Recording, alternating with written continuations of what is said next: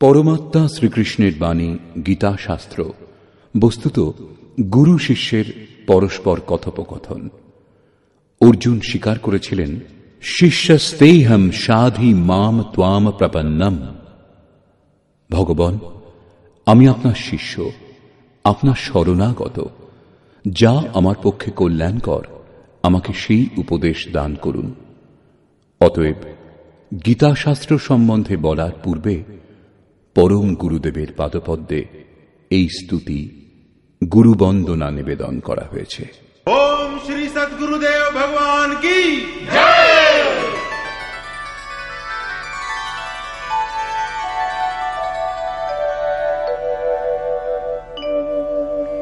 জয় সদ্গুরুদেবম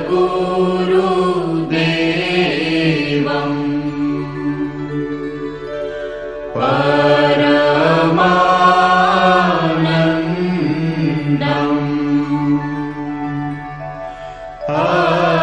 আমার শরীরম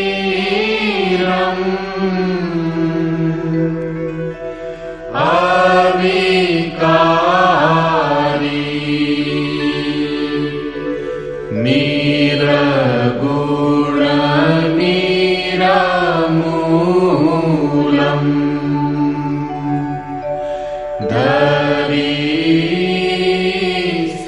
ধরিস্থূলম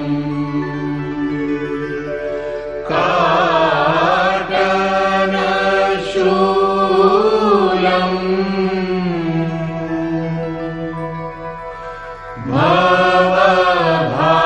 ভবভারি সুরত নিজ সোহম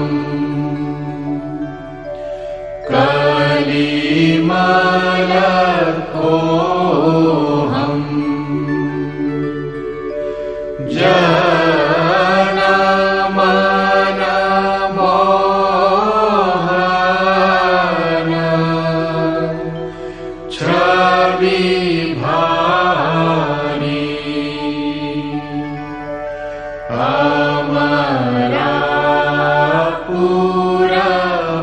অমরাপুরবাসী সব সুখ রাশি সদা এক রস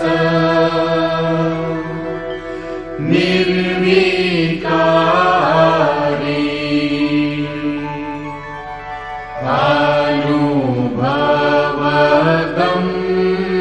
গম্ভীরা মতি কে ধীরা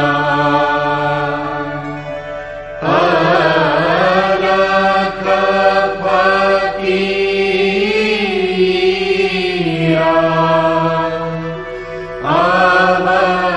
অবতারি योगी अद्वैष्टा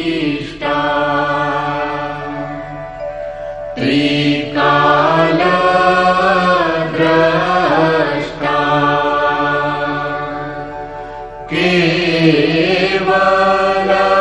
केवलपद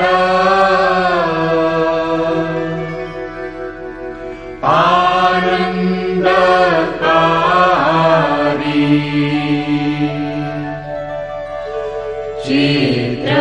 चित्रकूट ही आयो अद्वैत लखायो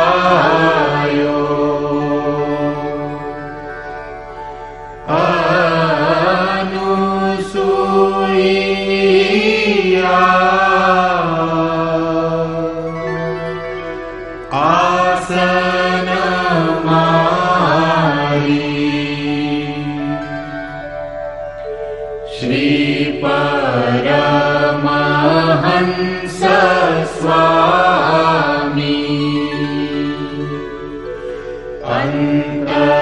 अंतर्यामी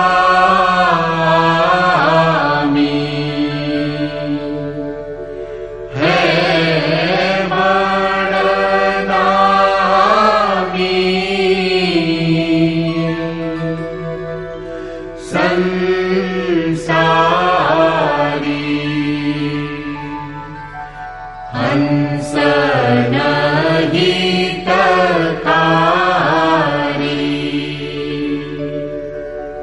जग पगुधारी गर्व प्रहारी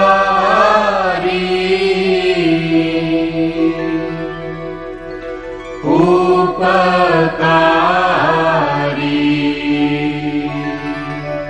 सत पंथ चलायो